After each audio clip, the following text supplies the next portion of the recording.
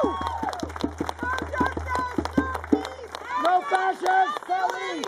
No justice! No peace! No fascist police! No justice! No peace! No fascist police! And there's nothing you can do about it, Harvard!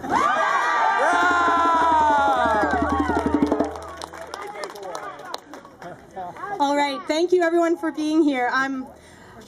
I was actually in Toronto. My name is Keely, and I was with a friend, Kevin, who is actually in Montreal right now. He's coming back tonight. He couldn't be here today, but he sent me a statement, and I'm going to read it to you, and you can see what happened to him.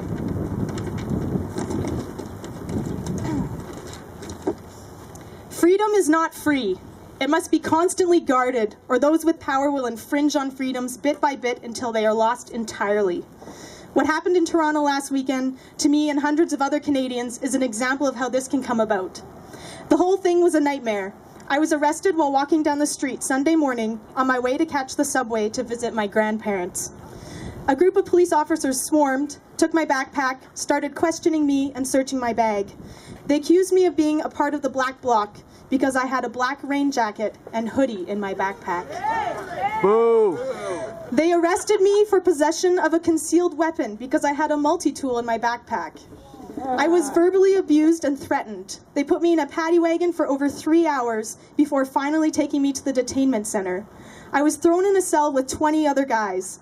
It had a small bench and one toilet with no door. Nothing to sleep on was provided. The floors were very cold and the lights were on all the time.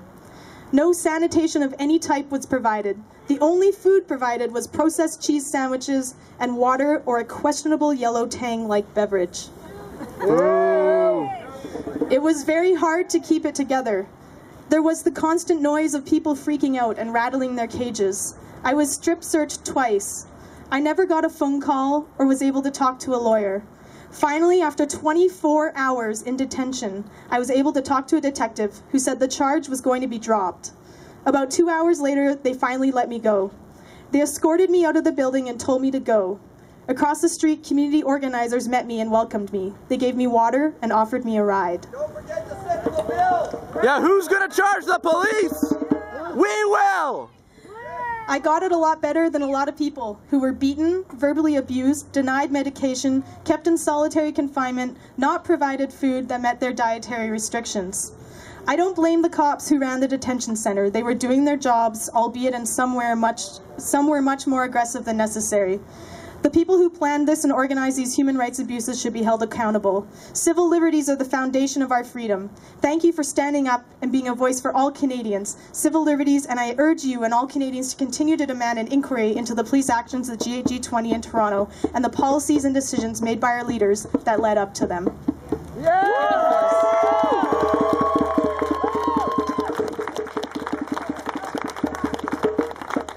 So thank you all for coming out today. It's really important that you're here.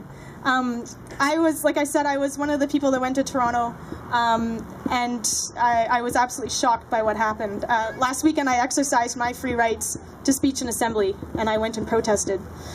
But now those rights are in danger. In the last few days I felt shock, outrage, fear, sadness. I'm sad that a designated protest area was violently shut down. That alone should enrage Canadians.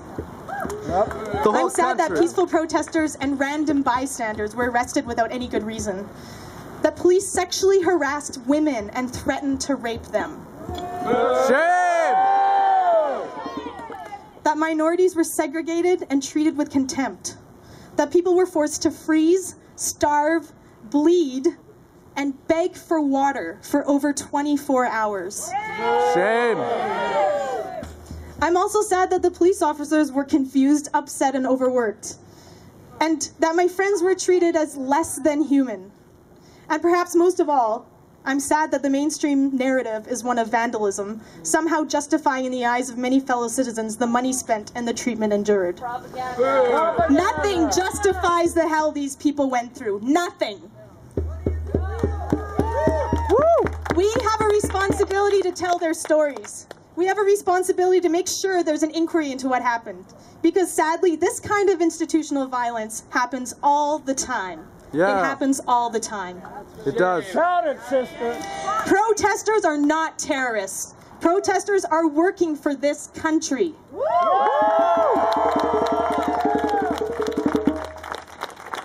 The G20 is illegitimate.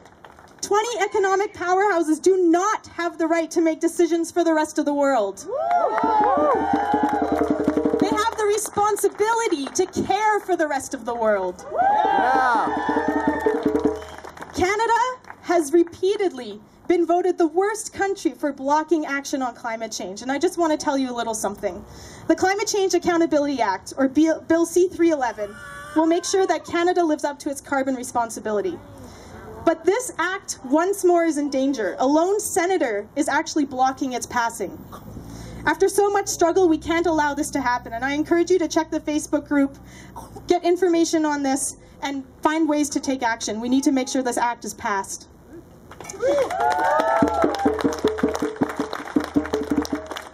There are so many things to struggle for, but I'm so happy that you're here. Because looking at this crowd, I feel pretty courageous. And I feel the courage to stand up and speak, to continue to stand up and speak. I refuse to be afraid. I refuse to be intimidated. Yeah. We will not back down. No! We will exercise our rights and hold our leaders accountable. Yeah! Because free speech is too precious. Thank you.